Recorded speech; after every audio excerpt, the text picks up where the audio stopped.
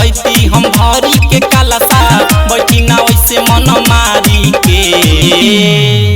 ए राजा बात हमरो मानी, ए सैया बात हमरो मानी, दर्शन करा दी भोले दानी के।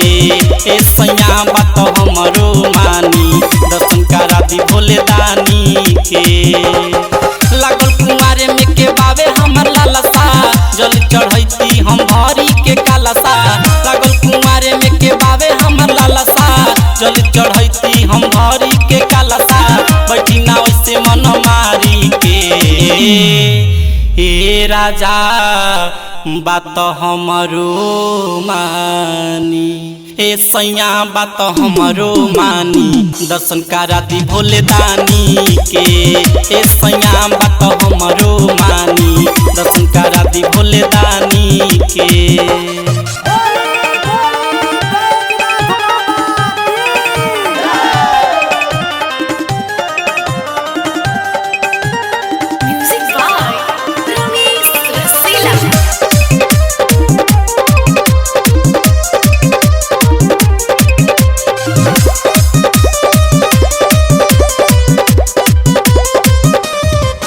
बाबा सपना में आके रात कहनी है के, बाबा सपना में आके रात कहनी है के। बात मान तू हमारे बचिया, धल कान्हा पकावर मंदिर मार पाँच भावर भाग खुल जाए तुहारे बचिया।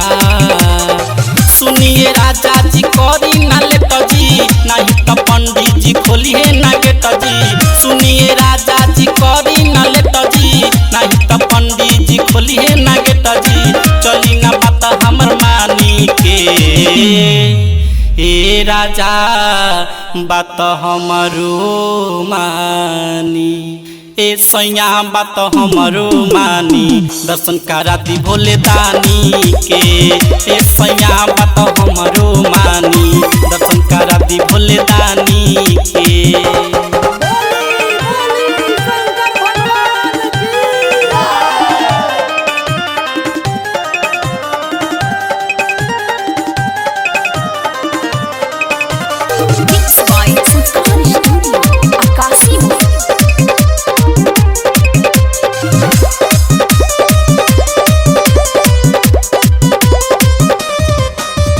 गेरुआ कलर चली बाबा के नगर, पेन्ही गेरुआ कलर चली बाबा के नगर। सभे जाता वे भोला के दुआर, राजा करी जनी देरी हम कहीं बेरी बेरी। बात मानेली ना राजा जी हमार, जाता रे राइटर बिकी बाहर हो, राजा गौरव बात मान हमार हो। जाता रे चंदन नशीला दुआर हो, राजा गौरव बात मान हमार हो। खुश होइए भोले दानी जानी के। ए राजा बात हमरो मानी, ए सैया बात हमरो मानी, दर्शन करा दी भोले दानी के। ए सैया बात हमरो मानी, दर्शन करा